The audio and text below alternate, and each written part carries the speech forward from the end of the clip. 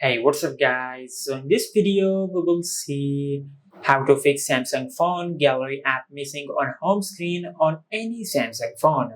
Now, if you cannot find the gallery app on your Samsung phone, on your home screen or on your app drawer, just go to your home screen and open settings.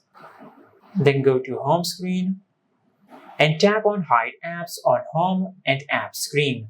Now, under the hidden apps section, if you find the gallery app, just tap on the minus icon over here and select done.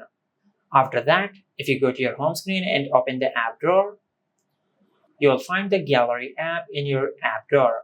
Just tap and hold on the gallery app and swipe down, and from here you can bring the gallery app to your home screen.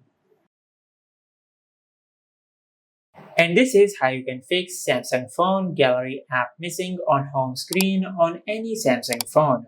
If you found this video helpful, please like the video and subscribe to our channel and hit the bell icon to get notified when we upload a new video.